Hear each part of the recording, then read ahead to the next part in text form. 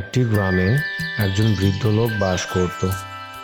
ওই লোকটির ছিল দুইজন ছেলে, মন্টু আর মদন। বড় ছেলে মন্টু ছিল অনেক চালাক, কিন্তু ছোট ছেলে মদন, সে ছিল খুব বেশি বোকা। একদিন বৃদ্ধ লোকটি হঠাৎ খুব অসুস্থ হয়ে পড়ে।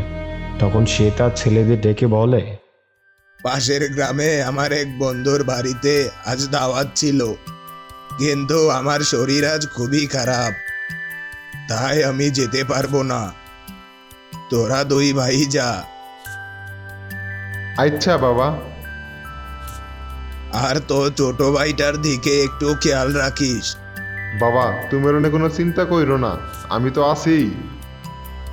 আচ্ছা, তাহলে এখনই রওনা দে। আচ্ছা, তাহলে এখনই যাই। তাদের বাবার কথা মতো তারা দুই ভাই তাদের বাবার বন্ধুর বাড়ির পথে রওনা দেয়। তাদের বাবার বন্ধুর বাড়িতে তারা আগে কখনো যায়নি, তাই তারা পথ হারিয়ে এক বিশাল জঙ্গলে চলে যায়। আর তখনই সন্ধে নেমে আসে। তারপর তারা আরো গভীর জঙ্গলে ঢুকে পড়ে। তখন সেখানের গাছের উপর বসে থাকা একটি মামদভূত তাদের দেখতে পায়। আরে দেখি মেঘ না চাইতে বৃষ্টি, আজকে দুইটা পাইছে, দুইটারই তো তেলে ভেজে খাইছি।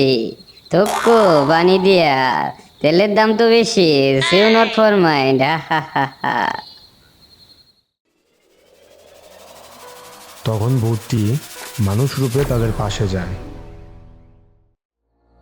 কই যাইতেছেন আপনারা? বাবার বন্ধু রতন কাহার বাড়িতে যাইতেছিলাম, কিন্তু কই যে আইলাম। আরে রতন কাহার বাড়ি, সে তো আমি চিনি। এটা তো অনেক দূরে, আজকে আর যাইতে পারবেন না। কেন যাইতে পারুম না? অনেক রাত হয়ে গেছে, আর রাতে এ রাস্তায় ওনাদের আনাগোনা। কাঁদের আনা গোনা গো ভাই? এ ধরেন পেতনি, ডাইনি, শাকচুন্নি, বেগু ভূত, মেছো ভূত, স্কন্দকটা, ব্যক্তিদশা। আর আমার মতো মন্দভূত, হে হে হে। আজকের রাতটা আমার বাড়িতেই কাটান, সকালে রতন কাহার বাড়িতে আমি আপনাদের নিয়ে যাবো। আপনারে যে কি কইরা ধন্যবাদ দিমু, অনেক উপকার হইল। তখন ভূতটি তাদের জঙ্গলের এক পুরনো বাড়িতে নিয়ে যায়। আপনারা এখানে একটু দাঁড়ান, আমি আমার দাদুর লগে কথা কইয়া আইতাছি। ভাই, আমার খুব ভয় লাগতেছে, বাড়িটা কেমন জানি। ভয় করিস না, বাড়িটা অনেক পুরান, এর লাইগা এমন। দাদু দাদু, ওট ওট, আজ দুইটা বকরি পাইছি। তাই নাকি? কই কই? বাইরে দাঁড়া করে রাখছি। কি বলিস, পালাবে তো? আরে পালাবে না, বকরিগুলা পথরাইয়া জঙ্গলে ঢুকে পড়ছে, তাই আমি আজ রাত তাদের থাকতে দেওয়ার কথা কইয়া আনছি। সাব্বাস, তারা যখন ঘুমাবো তখন তাদের সানডে মানডে ক্লোজ কইরা দেবো। বকরিগুলারে ভিতরে নিয়ে আয়। তারপর মামদভূতটি তাদের ভেতরে নিয়ে যায়। এই বুড়োটা কে?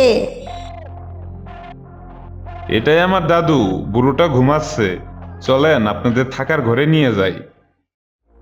আপনারা ঘুমান, আমি তাইলে আহি, কাল সকালে দেখা হইব।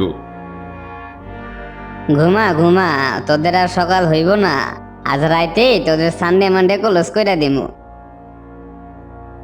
গভীর রাতে হঠাৎ পানির পিপাসায় মদনের ঘুম ভেঙে যায়। তখন সে দরজার পাশে থাকা পানির পাত্রের দিকে যায়। আর তখনই সে দেখতে পায় পাশের ঘরে থাকা যে লোক দুটি ছিল তারা আসলে মানুষ নয়, তারা আসলে ভূত। চল এখনই যাই, ওদের সাবার কইরা দেই। এখনই না, একটু পর। ওদের ঘুমটা গভীর হোক, বকরিগুলারে ঘুমের মধ্যেই খাইয়া ফেলামু, বুঝতেও পারবো না। Have a relax. আচ্ছা, আমি ছোটটা রেখামো আর তুই বড়টা রেখাস। ছোটটা কচি মাল। তা খাইস, কিন্তু দাদু তোর নাকটাকে দেখে রাখিস। তোর কচি মাল খাবার যাইয়া নাকে যদি ঘুষি খাস, তাইলে আমগর বাঁচার উপায় নাই। তোর নাকে তো আমগর জীবন। যখন ভূত দুটো নিজেদের মধ্যে কথা বলছিল, তখন মদন তার বড় ভাইকে ডেকে তুলতে যায়। ভাই ভাই, উঠ উঠ। দাদু, ওই ঘরে কিসের জন্য শব্দ হইল? চল চল গিয়া দেহি। আর তখনই ভূত দুটো তাদের ঘরে চলে আসে।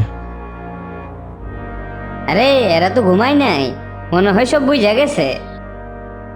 তাই কি হয়েছে? চল এখানে খাইয়া ফেলি। আর তখনই বুড়ো ভূতটি মদনকে খেতে গেলে মদন বুড়ো ভূতটির নাকে ঘুষি মেরে দেয়। আয় হায়, তোর কচি মাল আমগরে খাইয়া দিল রে। আর তখনই বুড়ো ভূতটি চিৎকার করতে করতে ছাই হয়ে যায়, সাথে মামদো ভূতটিও ছাই হয়ে যায়। এতে কি মন্টু অবাক হয়ে যায়। আরে ভাই, এইগুলা সব ভূত ছিল। তোমরা খালি আমারে বোকা কও, কিন্তু আমি বোকা না।